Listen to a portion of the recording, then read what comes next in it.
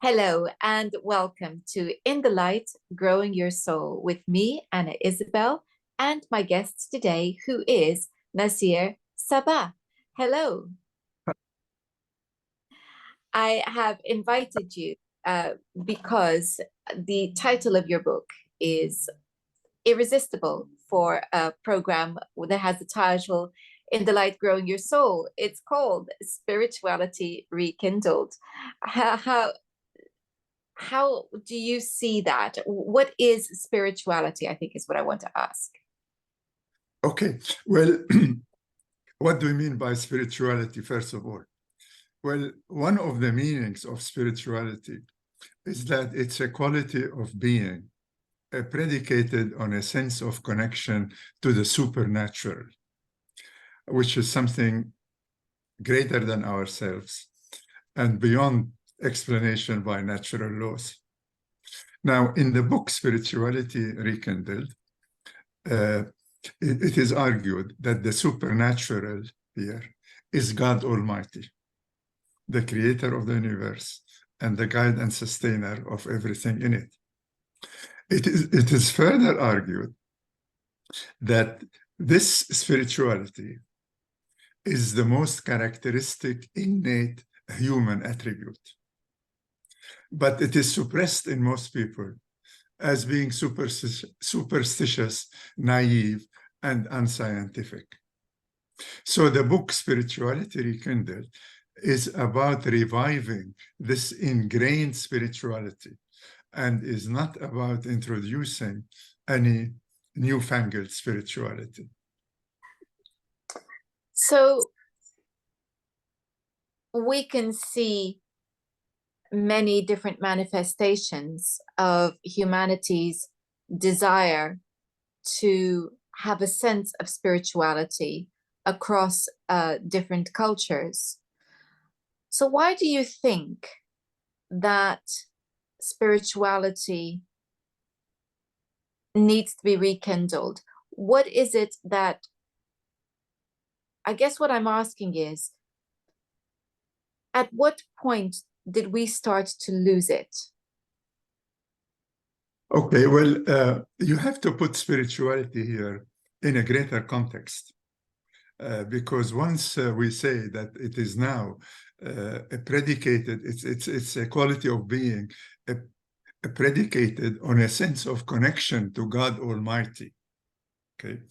Then you have to think about the purpose and meaning of life.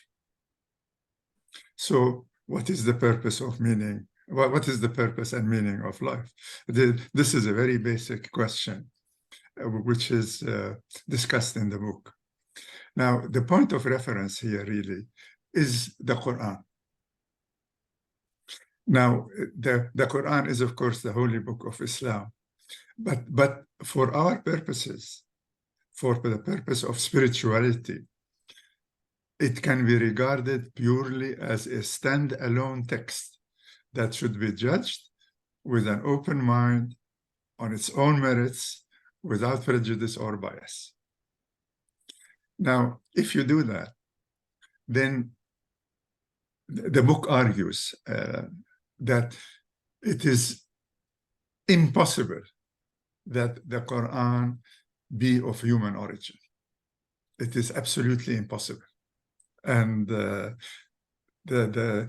book goes into why is that. It gives very many examples of the miraculousness of the Quran and that it cannot possibly be of human origin. So coming back to the idea of the need to rekindle spirituality, where do you feel that different societies have begun to lose it? Where do you feel the rift has begun? Well, the rift has really begun with the conflict between religion and science, which dates back to approximately the 19th century, the mid-19th century, with Darwin's theory and all that. And people use that to simply forget about God and say that it's all just nature working and it's all that. But you see again, as I was saying, to put spirituality in its proper context, you have to understand what is the purpose and meaning of our existence. Now, according to the Quran, the purpose of human existence is that, well, God, in his infinite loving mercy, created humans for eternal bliss in heaven. This is the central idea. Now, in his omniscience and wisdom, he created them with a wondrous conscious self that can be virtuous or wicked. And they have been endowed with a free will and with astonishing mental capacities. This worldly life, therefore, according to this concept, has been made a trial for humans to seek the right path, which is to serve God. But how? To serve God by reflecting what can be humanly reflected from his glorious and perfect attributes, the most consequential of which is his loving mercy, which means that humans, therefore, should conduct themselves virtuously with respect to all around them. That is, with respect to other humans, with respect to other forms of life, and with respect to the environment. Now, this virtuous conduct is fostered by spirituality. And how does that come about? Well, it comes about by spirituality being the foundation for continual and progressive self-development, spiritually, psychologically, morally, and intellectually. And it is this self-development that gives meaning to life and gives us better and makes us better human beings. So that is how spirituality fits into the purpose and the meaning of life. Now, of course, with the advent of the scientific method and the progress of science since the middle of the 19th century or thereabouts, there has been a rift between religion and science.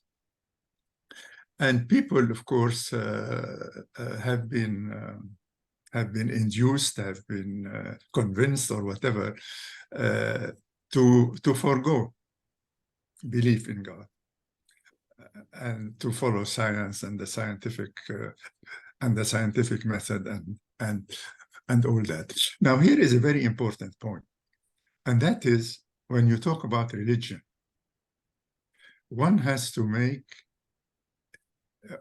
differentiate very carefully between two aspects of religion. One, the ideological and spiritual basis, and the second is the institutional and the applied aspect. Now, this is very important. And that is why most people sort of were turned off from spirituality, because there were things in the institutional and practiced aspects of religions which they were not convinced of. It did not make sense to them. You're absolutely right. And that coupled with it creates a vacuum, because the failure of religious institutions to support people in a meaningful way turned people off. And that, with the notion that the only thing that is real is that which can be tested in a lab and replicated. It's quite a combination. And I would say that many of us would date this split earlier to the so-called Age of Enlightenment, when the whole of the development of science and the idea of rational thought over everything else becomes dominant. So that split is there, and it grows until, as you say, the middle of the 19th century. And then, of course, we have the horrors of the 20th century, the First World War, the Second World War, and everything in between and since. This sense of, I guess, despair of anything that is, well, the perennial question that that many people who have become completely disillusioned by any concept of spirituality, how would a loving God allow this to happen? That perennial question, forgetting, of course, that God has nothing to do with it. This is our free will. It's us getting lost that has led to all of this pain. So coming back then to an idea of reconciling a spiritual mindset within a modern context, how do you feel that is achieved? Well, the important point is really to, as I said, first of all, to differentiate between the ideological and spiritual aspects of religion and the institutional practiced aspects. One has to go back to the essence of religion. And the essence of religion is spirituality, which is really a sense of intimate, personalized connection between a human being and God, forgetting about all religious practices and customs and all that. The essence of religion, which is spirituality, is a sense of connectedness, a personalized, close connectedness between the human being and God. Now, how do you go about that? Well, this is what the book Spirituality Kindle is about. And it gives, in the last chapter, a roadmap, a comprehensive and manageable roadmap for embracing spirituality in this sense. Now, I'm an engineer and a scientist, and I've been that all my life, all my adult life, and I never had any contradiction. I never found any contradiction between science and my spirituality. Now, the problem is, you see, is that many people, or in fact most people, do not have a clear notion about what God is.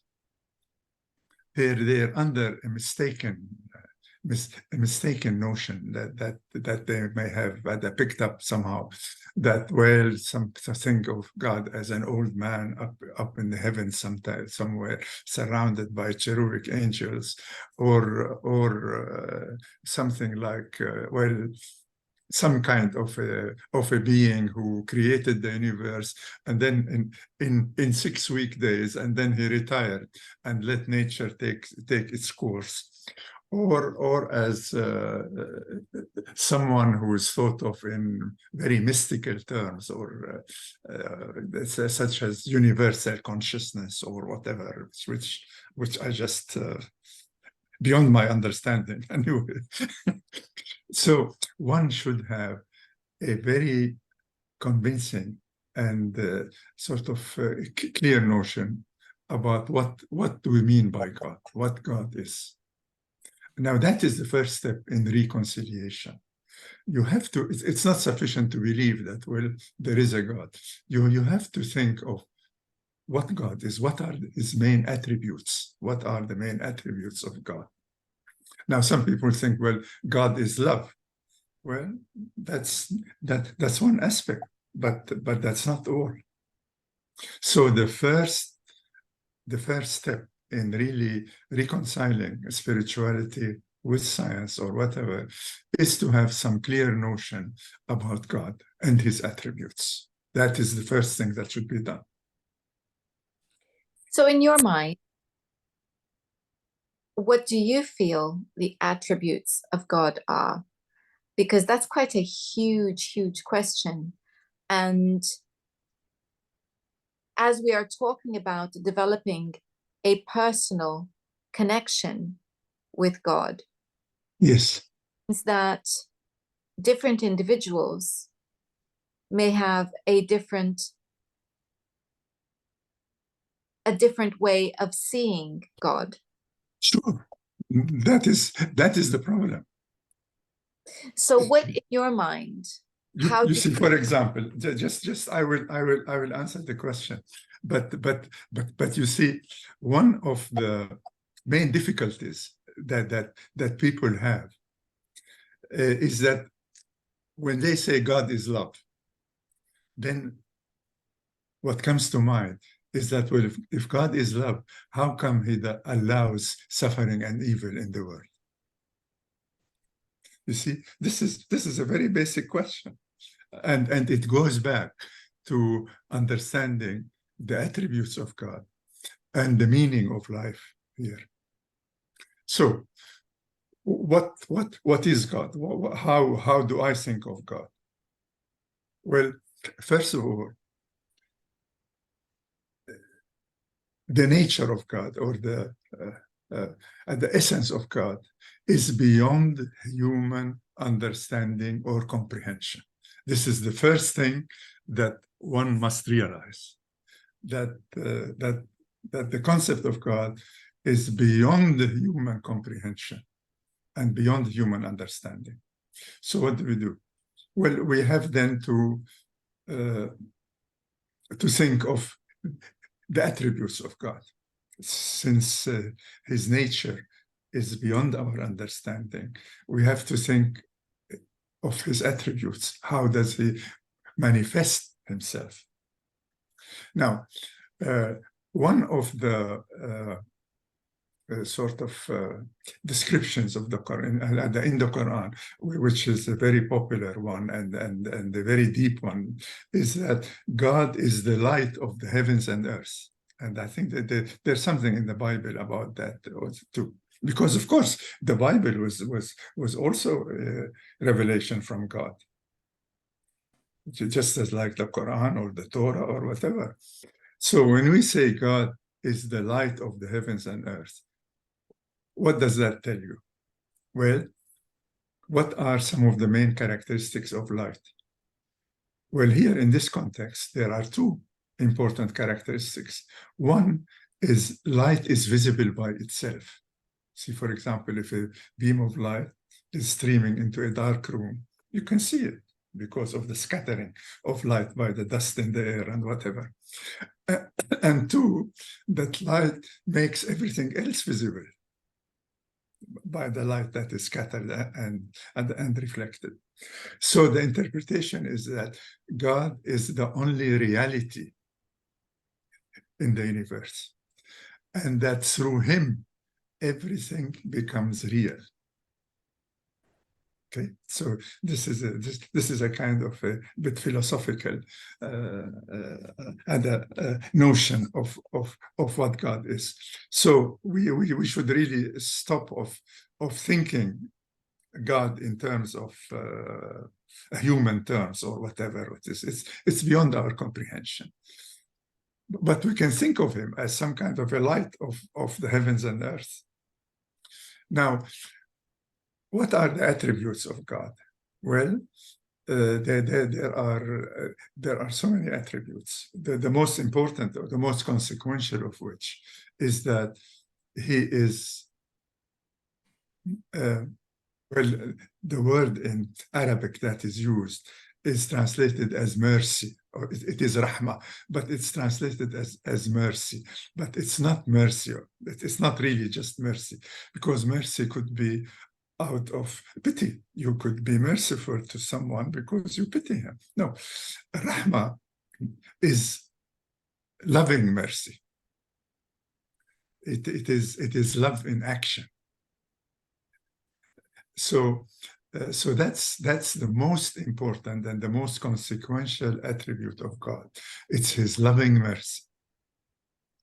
And then you have all the perfect attributes. He is all just, he is all knowing, he is all powerful, he is all wise, all of these. It's not only love, you see, he has so many other attributes. And Muslims, or according to the Quran, there are 99 attributes of God. Okay, so one can think of God in terms of his attributes. And you see, when you say, but okay, so let's consider this question then. Why does God allow suffering and evil? Well, Oh, you want me? What do you think? You want me to answer that?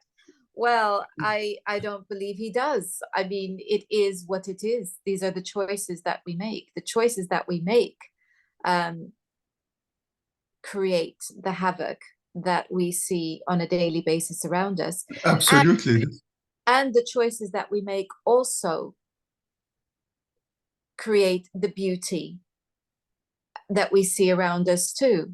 So there is light and dark within us all, and it's the choice that we make whether we're going to follow the light or we follow the dark.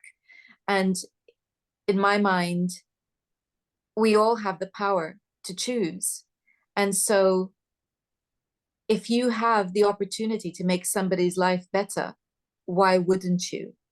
And that's down to the choices that we make. So this is really, it's not God's doing, it's free will. And I think we need to understand. Absolutely. A free will, of course, we have the free will, there is no doubt about it. And we make choices. You see, this is the point, that this worldly life has been made a trial for humans to exercise their free will, to follow the right path. But then, of course, you can think of natural catastrophes, calamities. So these are beyond our free will. So why do they occur? Why does God allow that? If he is omnipotent, which he is, of course. Again, because everything here is alive, the planet is alive, and the planet has its own, how can I put this, its own agenda for evolution, and things change, and there's our relationship with it. I think the way that I see it, when there are natural catastrophes, it may be that is a manifestation of something changing within nature, which we just happen to be there and getting in the way of, or being affected by.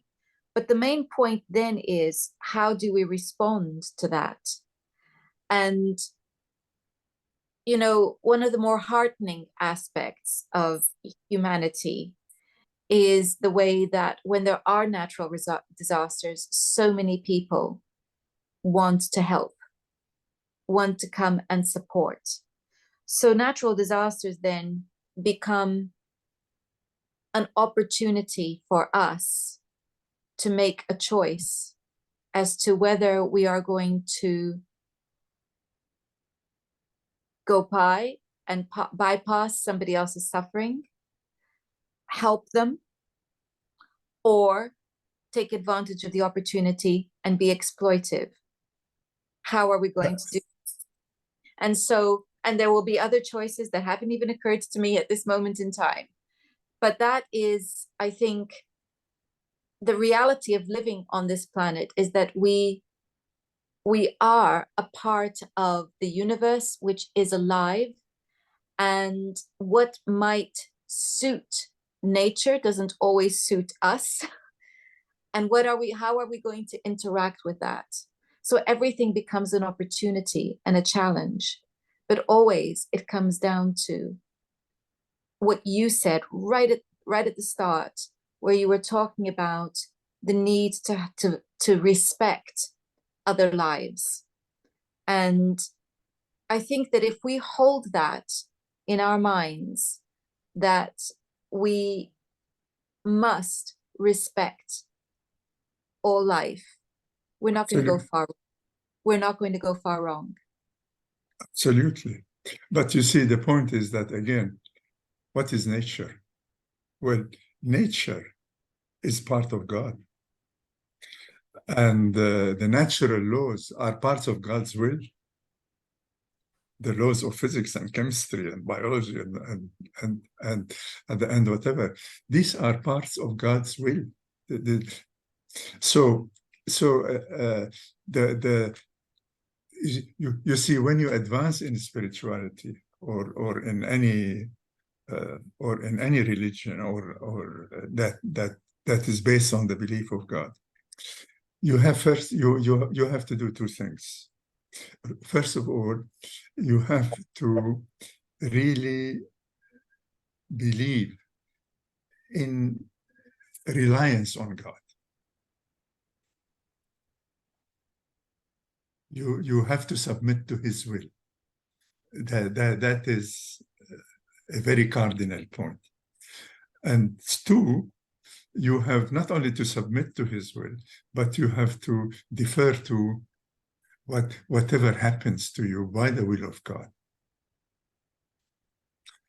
So really, when you have these two sort of feelings or thoughts or beliefs or whatever, then you take a different look on what happens in the world. What you say is perfectly true, that all the suffering and evil, first of all, we tend as human beings, of course, it's very natural, to judge these matters according to our personal convictions, our personal beliefs, our personal values, and our knowledge. But that does not apply to God. God has all knowledge, and he is all just, he is all loving, he is all merciful, and he is all wise. So we have to defer to his decisions, whatever they are. And I think, too, the idea of acceptance is one of humility as well. Absolutely. That we need to have the humility to recognize that we are not all powerful. And that, as I say, nature has an agenda of its own, which is beyond much of our comprehension. And exactly. Nature is a part of God. Another reason why we ought to be more reverent with regards to other life forms, as you here, and not take everything for granted and let go of this sense of entitlement that we have, that everything must be exactly as we want it, and to shape technology to bend nature to our will, as has been going on for too long. So there's all these different aspects to it, but ultimately, in the course of our interaction, there are the choices that we make. And if we embrace life with humility and a mindset of acceptance, that sometimes it's going to be pleasurable and sometimes it's going to really be very painful. then we can begin to use that empathy to help each other. Absolutely. Because it could well be that some of the trials that as you've described it, that we undergo are about saying, no matter what, I will keep my ability to love and be compassionate. No matter what, I will retain my ability to have empathy for others. And I think that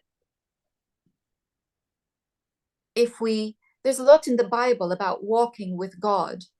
And I think for me, walking with God means holding that sense of reverence and compassion and respect, no matter and, what.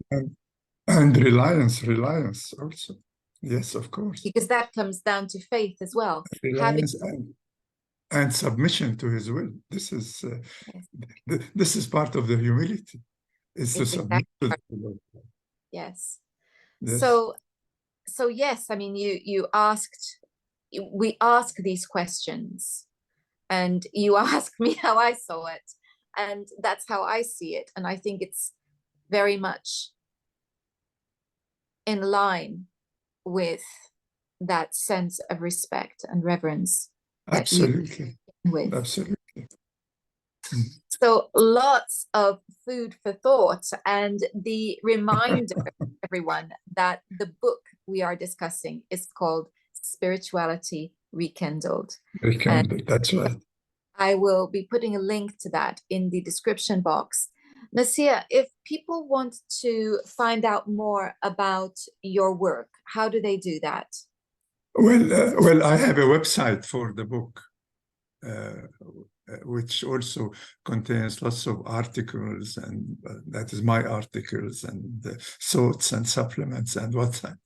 So the website would be a good place to go. And it's simply www.Nassir Sabah, my full name, NassirSabah.com.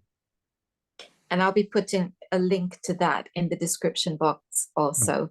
Thank you so much for your time today. Thank you very much. It's been really a pleasure talking to you and seeing you.